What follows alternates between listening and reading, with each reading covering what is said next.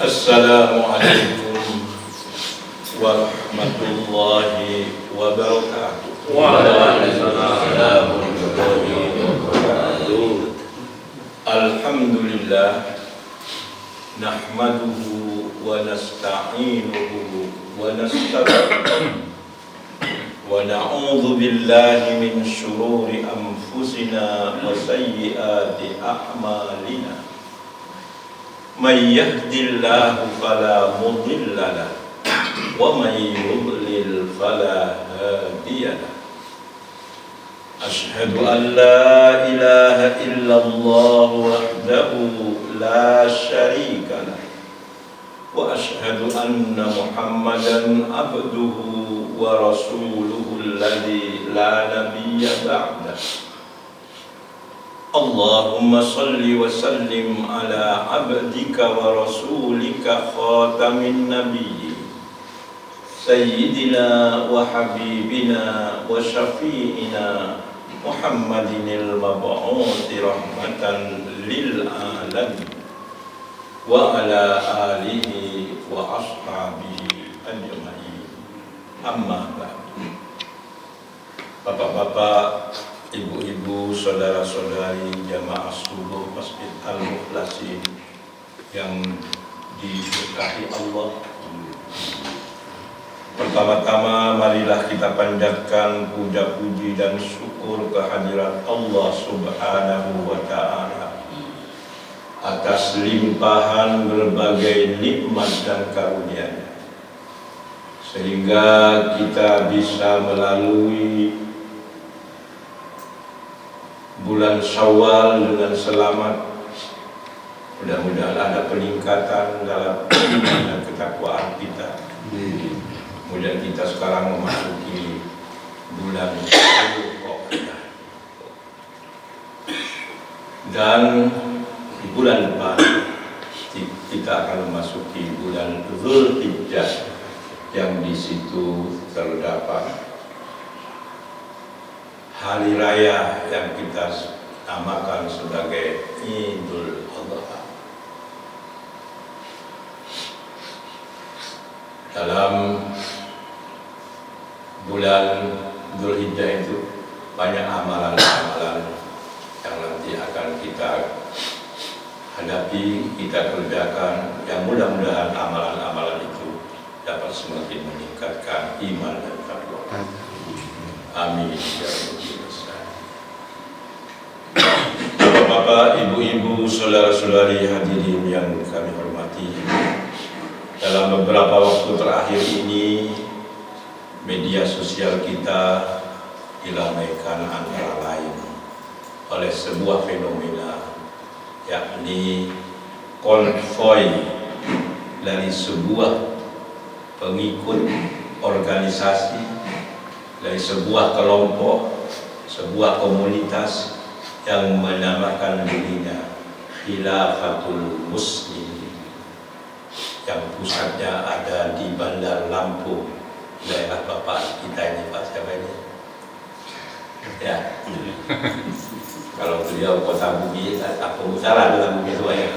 Kalau ini di Bandar Lampung ya, di bawah pimpinan seseorang yang bernama siapa? Hasan Baroja. Hasan Baroja. Beliau ini adalah mantan napiter. Napiter itu narapidana terorisme. Jadi sudah pernah masuk penjara beberapa kali. Ya, kalau terlibat bom Borobudur, macam-macam lah. Ya. Sekarang beliau memimpin sebuah organisasi yang bernama Khilafatul Muslimin, yang di beberapa kota secara demonstratif telah melakukan konvoi antara lain di Brebes, di Jakarta Timur, dan di Bandung, di Bandung ya. Ya, yang sekarang yang namanya Hasan Baroja ini harus ditahan oleh Mabes Polri, dibawa ke Jakarta, diambil di Bandar Lampung, dibawa ke Jakarta. Demikian juga yang di Brebes 3 orang sudah ditahan. Bapak-bapak, ibu-ibu, saudara-saudari hadirin dan hadirat yang berbahagia, barangkali menarik bagi kita untuk memperbincangkan sebenarnya bagaimana sih hubungan antara Islam dan negara. Islam and the state, al-Islam wa daulah. Islam dan negara itu kayak apa sebenarnya? Kok selalu muncul dari waktu-waktu gerakan-gerakan yang ingin mendirikan negara Islam, entah dengan menyebut dirinya negara Islam Indonesia NII, entah yang menyebut dirinya khilafah. Sebenarnya bagaimana hubungan antara Islam dan negara itu? Ini yang barangkali pagi ini perlu saya perbincangkan. Bapak-bapak, ibu-ibu, saudara-saudari sekalian, Islam sebagaimana dipahami oleh para ulama dan sebagaimana yang tertulis dalam kitab suci Al-Quran dan Sunnah Rasulullah Muhammad SAW adalah sebuah agama yang menghendaki kehidupan yang tertib, kehidupan yang aman, kehidupan yang bahagia bagi para pemeluk dan bahkan bagi umat manusia seluruhnya. Islam datang, kata Al-Quran, untuk membawa rahmat bagi alam semesta yang kita kenal dengan rahmatan lil alamin. Berangkat dari sebuah ayat Al-Quran, wa ma arsalnaka illa rahmatan lil alamin, dan tidaklah kami utus engkau Muhammad kecuali sebagai rahmat, penebar kasih sayang bagi alam semesta. Alamin, alam semesta. Alam semesta ini mencakup segala makhluk Allah yang ada. Bukan hanya manusia, bukan rahmatan linnas, tapi rahmatan lil alamin, rahmat bagi alam semesta. Ya manusianya, ya binatang-binatang, ya lingkungan hidup secara keseluruhan. Islam ini diharapkan menjadi rahmat, penebar kasih sayang, bukan penebar teror, ketakutan, kegelisahan, tapi penebar kasih sayang untuk alam semesta, bukan hanya untuk manusia, apalagi hanya untuk manusia muslim.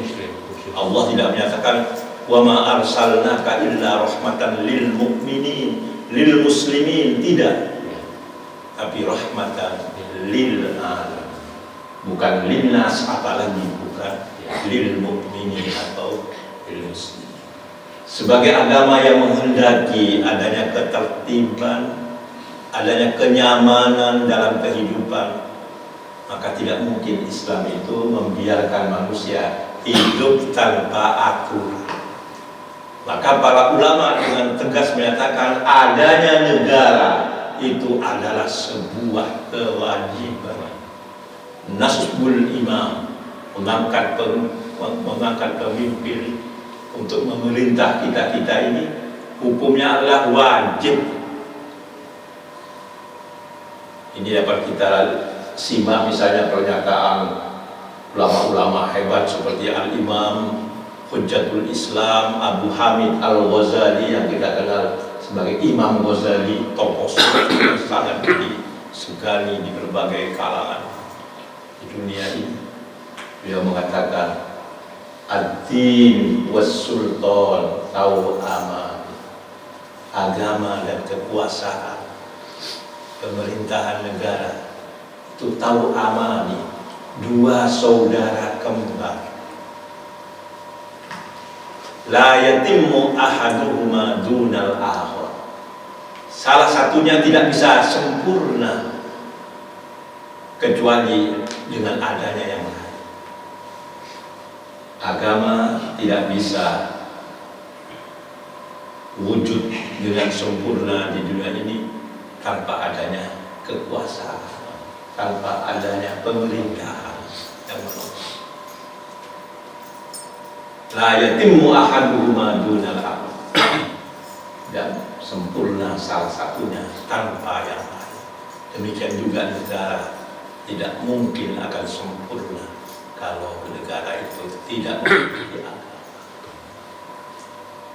Sebab kata Al-Ghazali, "Fad-dinu usul was-sultanu harisun." Sebab sultan, kekuasaan, pemerintahan itu sebab ad-din usul, sebab agama itu adalah dasar, sesuatu yang asasi, yang pokok bagi kehidupan. Manusia itu adalah makhluk beragama pada dasarnya. Maka agama itu adalah suatu yang pokok. Wasultanu harisun, sedangkan kekuasaan, pemerintahan, sultan itu adalah pengawal, haris, pengawal, penjaga. Wa ma la aslalahu famahduun wa ma la harisalahu fadha'iun. Ini kata-kata Imam Al-Ghazali. Sesuatu yang tidak punya tidak punya dasar, landasan seperti agama itu, maka sesuatu famahdu akan mudah hancur. Di negara-negara tanpa agama itu akan mudah hancur. Sebaliknya, wa ma la harisalahu fadha'i,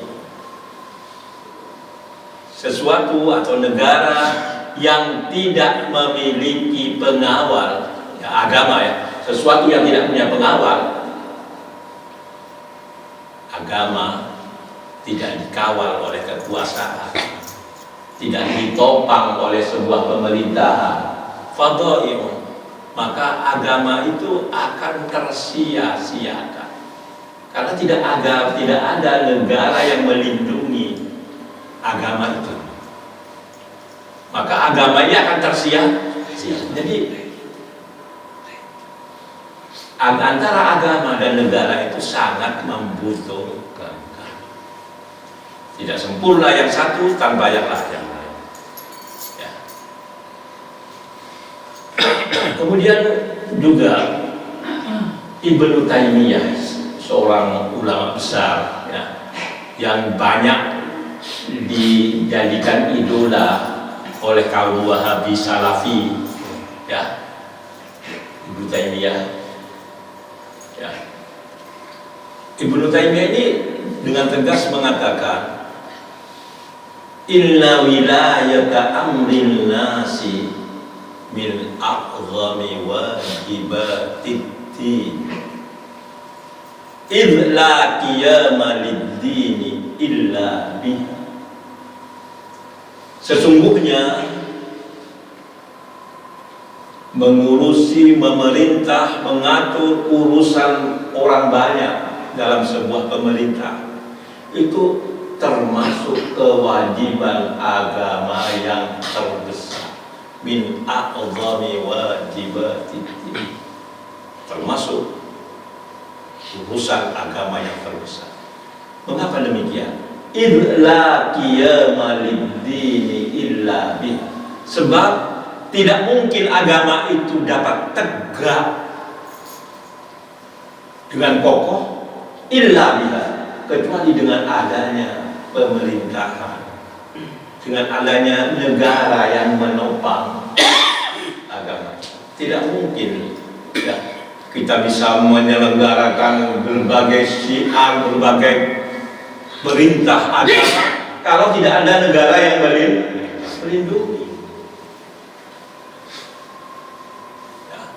Maka kepada para ulama mengatakan, termasuk dalam cakupan kaidah hukum Islam, ma la yatimul wajibu illa bihi fahuwa wajib. Sesuatu yang menjadi penyempurna dari sebuah kewajiban, maka hukumnya sesuatu itu adalah wajib. Karena adanya negara ini menjadi syarat mutlak bagi kesempurnaan kita beragama, maka keberadaan negara ini hukumnya wajib. Itu kesimpulan para ulama kita. Kita akui Islam mewajibkan adanya negara, ya, bagi umatnya ini.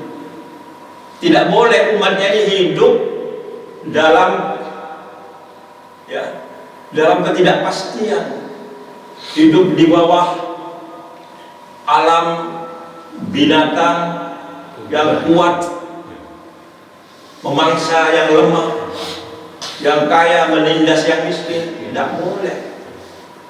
Ya. Kalau dibiarkan tanpa adanya negara akan terjadi hal yang seperti itu. Yang kuat memakan yang lemah, menindas yang lemah. Tidak mungkin Islam membiarkan umatnya hidup seperti itu. Karena itu akan menimbulkan apa yang disebut dengan faudo dalam masalahnya. Kehidupan yang anarkisme. Maka sekali lagi, adanya negara itu dalam Islam hukumnya wajib. Ya. Jadi wajib bagi umat Islam hidup dalam sebuah negara supaya mereka bisa hidup dengan teratur, bisa menjalankan tugas-tugas keagamaannya dengan baik, tanpa diganggu, dirongrong oleh orang lain. Cuma masalahnya, negara yang kayak apa yang diperintahkan oleh Islam itu? Negara kayak apa yang di situ orang Islam harus hidup? Jawabannya adalah Rasulullah Muhammad SAW dalam masalah-masalah duniawi seperti ini, beliau menyerahkan urusan kepada umatnya. Itulah yang dimaksud dengan sabda beliau yang sangat terkenal, antum a'lamu bi umuri dunia. Kalian adalah yang lebih tahu, yang lebih mengerti tentang urusan dunia kalian, bukan saya. Ini hadis ini berkait dengan masalah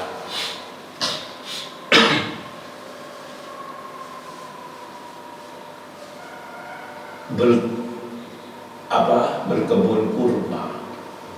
Yakni ketika baginda Rasulullah Muhammad SAW hijrah dari Makkah ke Yathrib atau Madinah. Beliau di Makkah ini tidak terbiasa melihat orang berkebun kurma. Karena Mekah itu sebagaimana yang kita saksikan ketika berhaji itu kan, Mekah ini kan gersang, tidak ada kebun kurma di situ, apalagi pada saat itu pengairan jelek sekali kan. Terus sekarang kan sudah banyak air di sana, air hasil penyulingan itu. Maka ketika beliau hijrah ke Madinah, disitulah beliau mendapatkan pengalaman mengenai orang berkebun kurma. Orang berkebun kurma itu caranya adalah mengawinkan bunga kurma jantan dengan bunga kurma betina, persis sama dengan, ya semuanya mirip-mirip lah, dengan orang turi yang mengawinkan salak pondok. Bunga jantan dipertemukan dengan bunga betina, terjadilah pembuahan. Rasulullah SAW melihat pada saat itu, ngapain sih orang-orang ini kok kurang kerjaan, ya kan yang namanya bunga jantan dan bunga betina itu tidak harus dipertemukan lewat tangan manusia, bisa lewat angin, bisa lewat kumbang, kan begitu ya. Maka Nabi menyarankan kepada penduduk Madinah yang biasa berkebun kurma, halla taraktumu, mbok yo sampai tinggalkan saja kebiasaan itu kan buang-buang waktu. Iya, sia-sia. Karena yang berbicara ini seorang nabi, seorang rasul, penduduk Madinah itu mengira, wah ini pasti dari wahyu ini, pasti berasal dari wahyu Allah.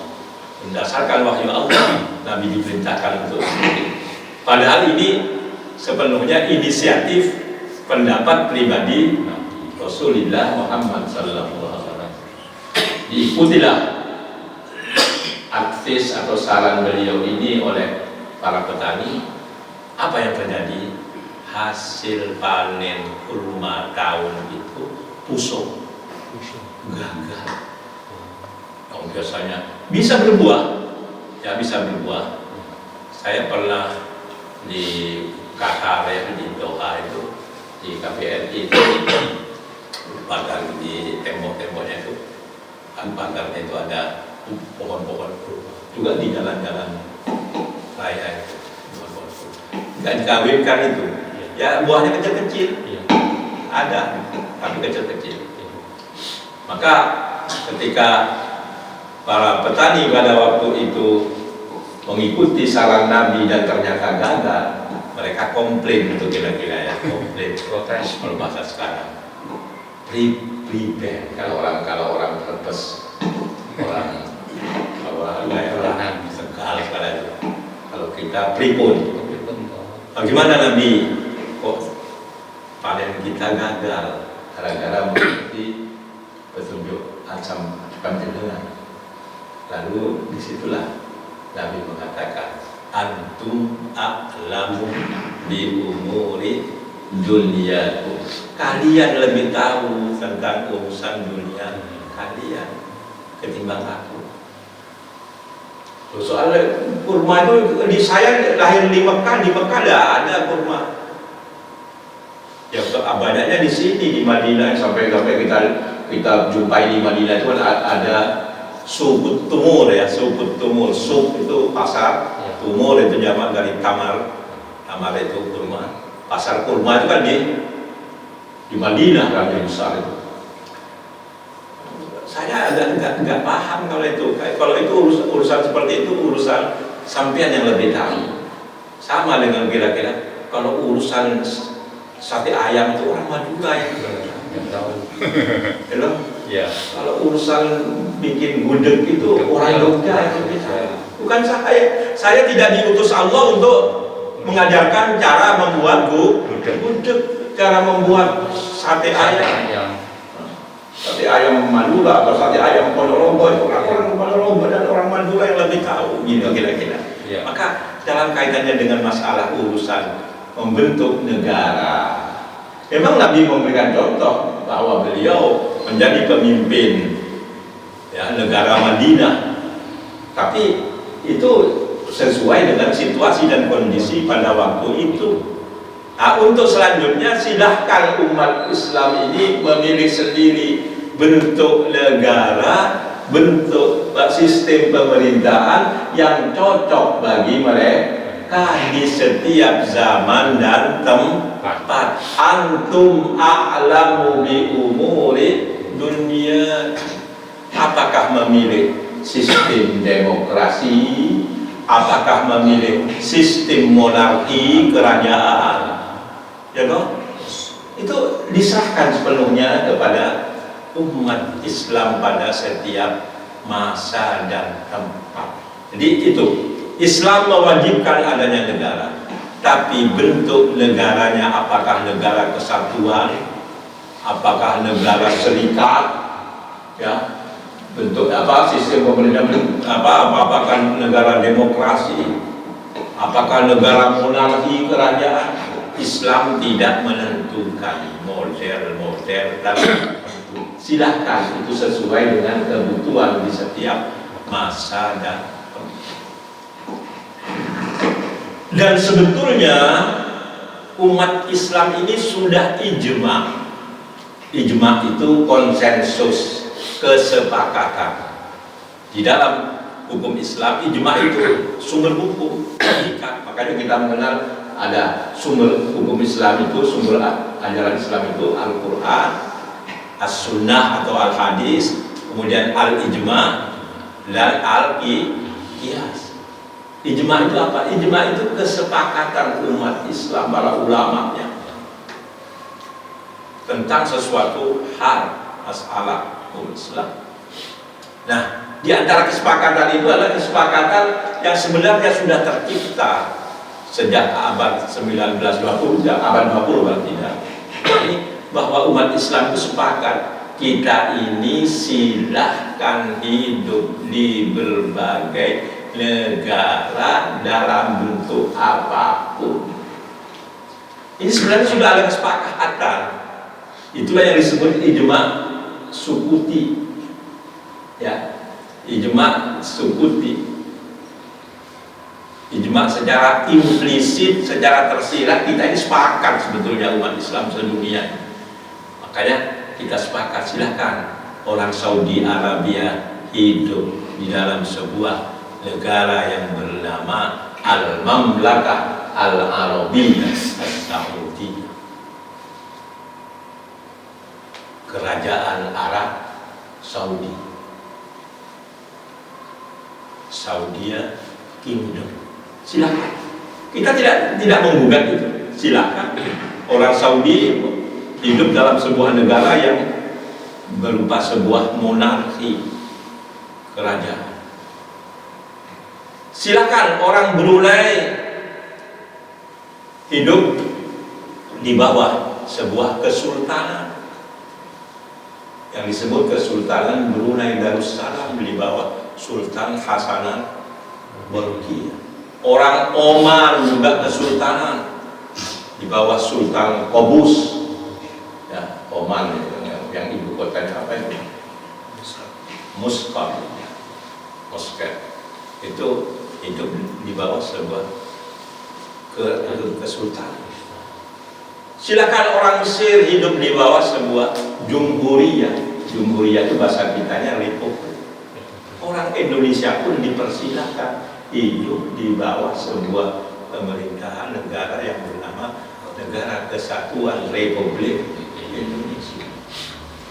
Malaysia di bawah sebuah kerajaan. Silahkan. Ini sebenarnya sudah disepakati oleh umat Islam sedunia. Ya. Sudah ada ijma, dan ijma ini mengikat untuk kita patuh. Ya. Ini sebenarnya ya yang harus kita ketahui, harus kita sadari. Maka tidak usahlah kita ini neko-neko masih mencari-cari sebuah negara yang bernama khilafah. Walaupun khilafah itu adalah sebuah model negara yang pernah ada dalam sejarah Islam, tapi tidak mengikat harus diikuti pada setiap zaman dan tempat. Apalagi kalau cuma namanya saja khilafah, tapi isinya sesuatu yang justru jauh dari ajaran Islam. Apalah artinya khilafah yang didirikan oleh Al-Baghdadi di Syria itu, yang bernama ISIS, Islamic State of Iraq and Syria, atau dalam bahasa Arabnya Daesh, singkatan Arabnya Daesh, Dal Alif Ain Shin, singkatan dari Daulah Islamiyah. Dal Alif Daulah Islamiyah. Aisyah fil Iraq wa Syam, negara Islam di Irak dan Syam. Apalah artinya nama-nama Islami, khilafah, negara Islam dan lain sebagainya, kalau isinya justru sangat jauh dari semangat dan prinsip-prinsip ajaran yang kita baca, yang kita dengar, yang kita saksikan di layar-layar televisi dan sebagainya, adalah sebuah pemerintahan yang penuh dengan kekejaman. Sebentar-sebentar mengeksekusi orang di jalan raya tanpa rasa kemanusiaan. Sebentar-sebentar mengebom ladang minyak. sehingga menimbulkan kebakaran yang luar biasa, yang menyebabkan orang-orang Islamnya sendiri bergelimpangan, berlarian, menderita dan lain sebagainya. Termasuk mereka-mereka yang datang dari Indonesia katanya mau berjuang ya di Suriah dan lain sebagainya. Mereka meninggalkan harta kekayaannya di sini demi perjuangan. Akhirnya sekarang apa? Sekarang yang terjadi, mereka merengek-rengek minta pemerintah memulangkan mereka setelah tahu kenyataan yang sebenarnya dari Islamic State of Iran in Syria. Daesh.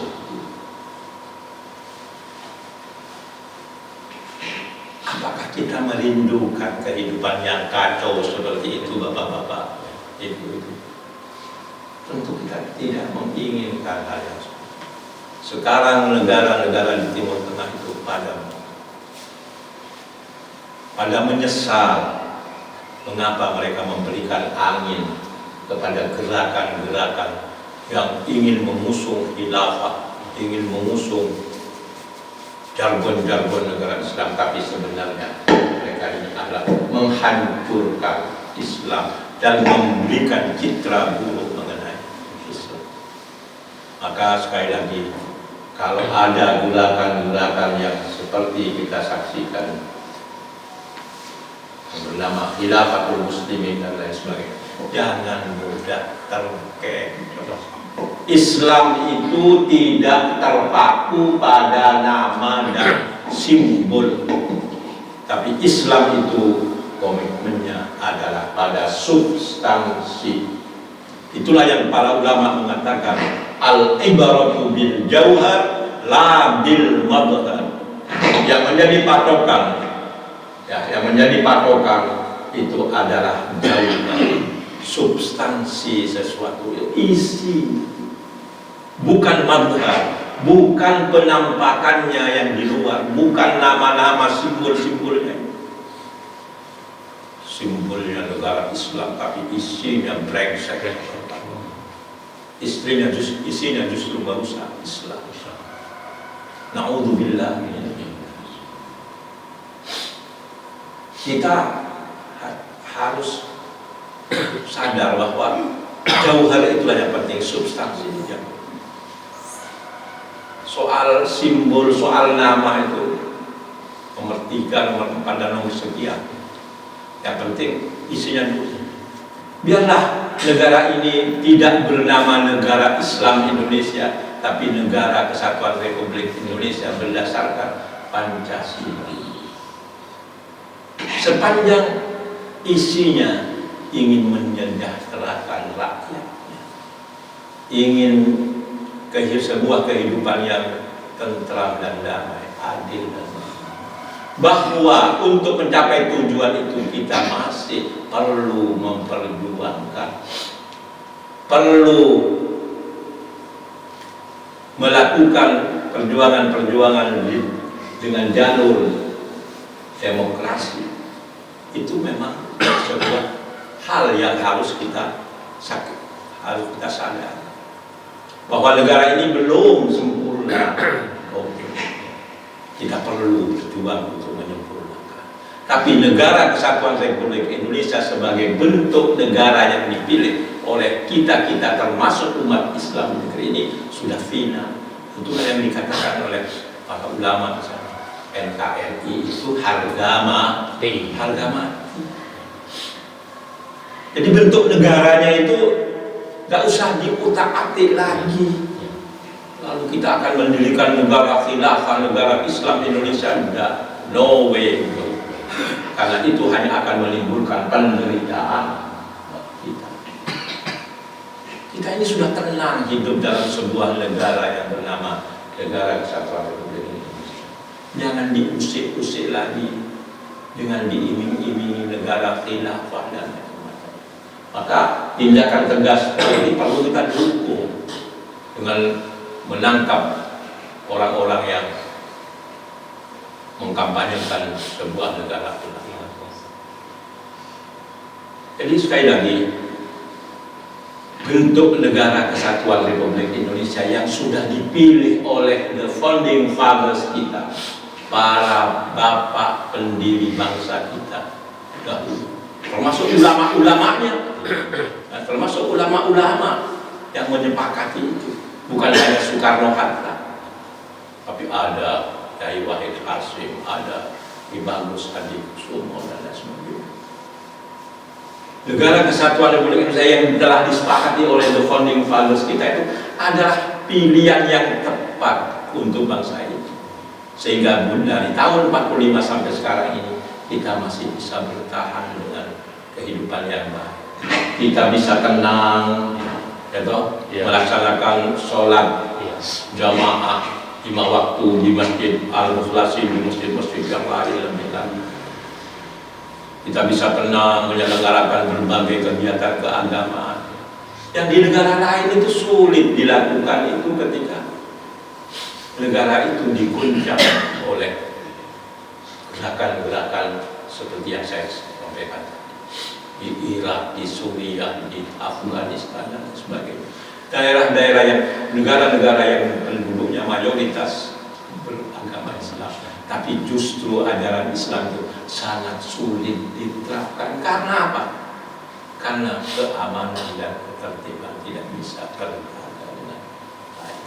Maka mari kita syukuri kita hidup di Indonesia dengan keadaan yang seperti ini. Kita bisa tenang bahwa di negara ini masih banyak ketidakberesan. Oke, itu kita harus akui dan kita harus berjuang agar supaya ketidakadilan dan lain sebagainya itu segera semakin berkurang, maka semakin hilang dari negeri. Saya kira itu yang perlu saya sampaikan. Dan sekali lagi, Islam mewajibkan adanya negara, karena tanpa negara kehidupan akan kacau balau, akan terjadi anarki yang takkan berkesudahan. Ya. Tapi bentuk negara yang seperti apa yang diinginkan Islam menyerahkan itu kepada kaum muslimin pada setiap masa dan tempat. Dan kaum muslimin itu tidak hanya hidup dalam sebuah negara yang mayoritas Islam loh Mas. Ya toh? Iya. Saudara-saudara kita, teman-teman kita banyak yang hidup sebagai minoritas di sebuah negara non-Islam. Kalau semuanya itu harus hidup dalam bentuk negara khilafah, kacau dunia ini. Iya. Ya toh? Orang Islam yang di Amerika, orang Islam yang di Rusia, orang Islam yang di Cina, orang Islam ingin semuanya hidup dengan khilafah.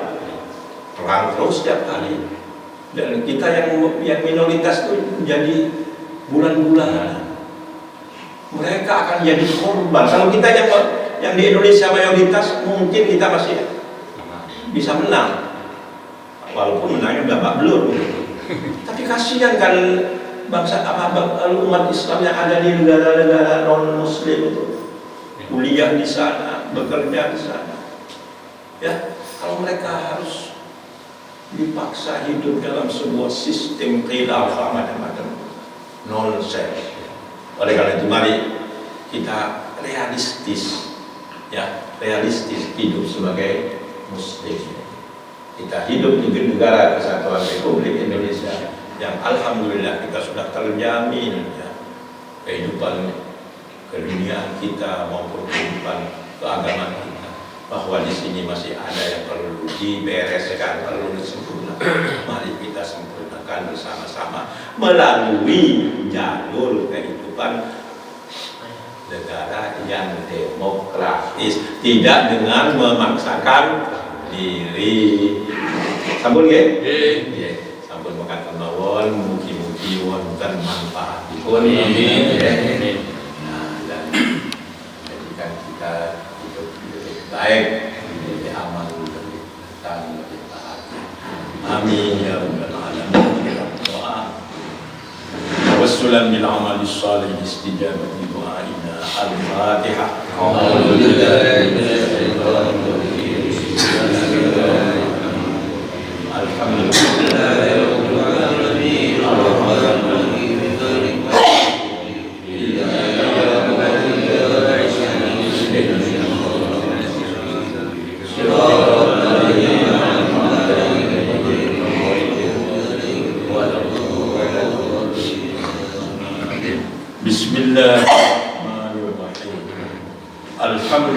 لله رب العالمين حمدا يوافي نعمه ويكافئ مزيده يا ربنا لك الحمد كما ينبغي لجلال وجهك وعظيم سلطانك اللهم صل على نور الأنوار وسر الأسرار وترياق الأغيار ومفتاح باب اليسر سيدنا ومولانا محمد المختار وآله الأطهار وأصحابه الأحياء عدد نعم الله وإفضاله اللهم إنا نسألك من النعمة تماما ومن العصمة دواما ومن الرحمة شمولا ومن العافية حصولا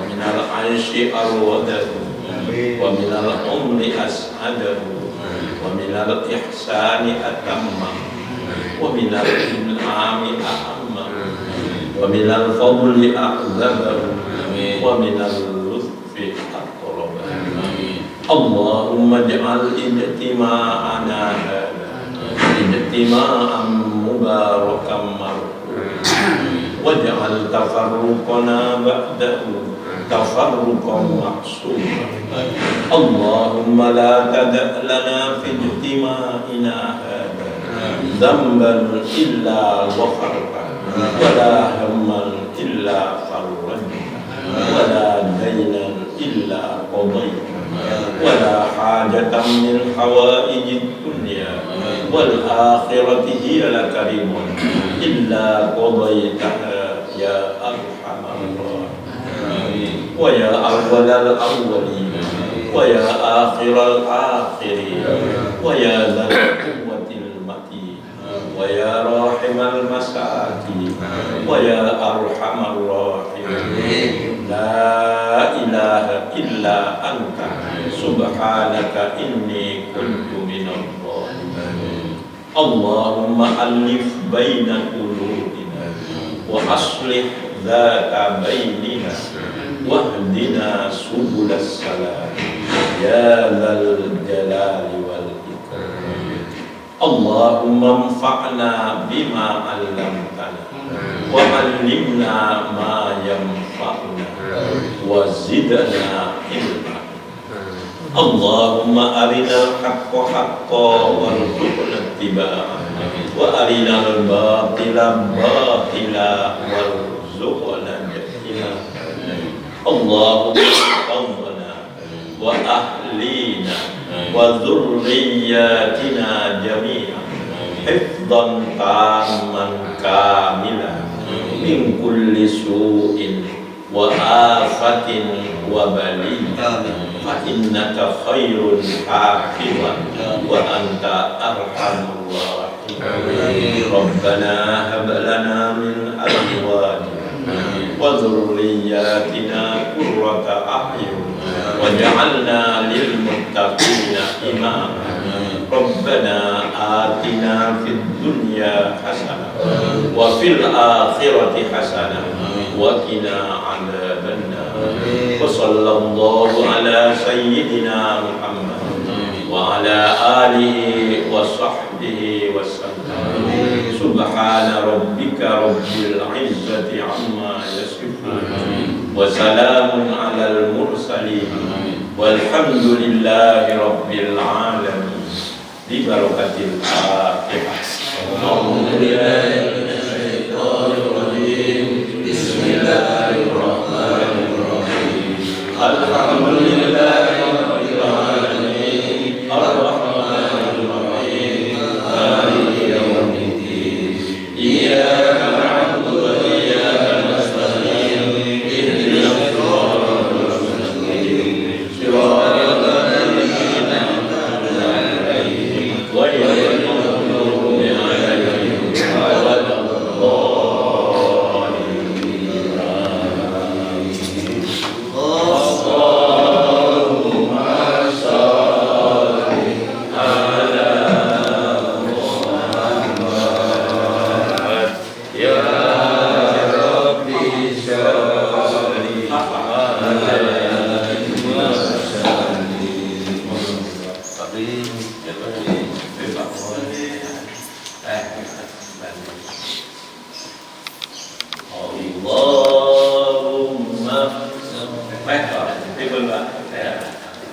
Allahumma